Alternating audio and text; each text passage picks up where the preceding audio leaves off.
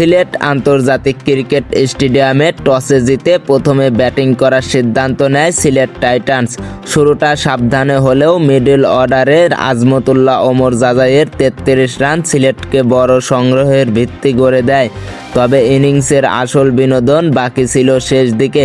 English allrounder Muin Ali মাত্র 8 বলে 28 রানের একটি টর্নেডো ইনিংস খেলে সিলেটকে পৌঁছে দেন 180 রানের চ্যালেঞ্জিং স্কোরে। 181 রানের পাহাড় টপকাতে নেমে শুরুটা দুর্দান্ত করেছিল ঢাকা ক্যাপিটালস। আফগান ওপেনার রহমানুল্লাহ গুরবাজ 44 বলে 51 রানের দায়িত্বশীল ইনিংস খেলেন।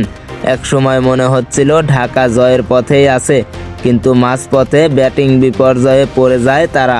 সিলেটের বোলারদের তোপের মুখে নিয়মিত বিরতিতে উইকেট হারাতে থাকে ঢাকা।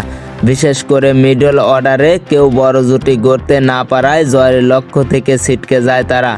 18.4 ওভারে 149 রান তুলতেই 8 উইকেট হারিয়ে ধুঁকতে থাকে ঢাকা। শেষ পর্যন্ত 20 রানের বড় ব্যবধানে হার নিয়েই মাঠ ছাড়তে হয় তাদের। এই জয়ের ফলে পয়েন্ট টেবিলে নিজেদের অবস্থান আরও শক্ত করল সিলেট টাইটান্স। অন্যদিকে ঢাকার জন্য এই হার বড় চিন্তার কারণ হয়ে দাঁড়ালো। বিশেষ করে তাদের লোয়ার মিডল অর্ডার ব্যাটিং নিয়ে চিন্তা বেশি।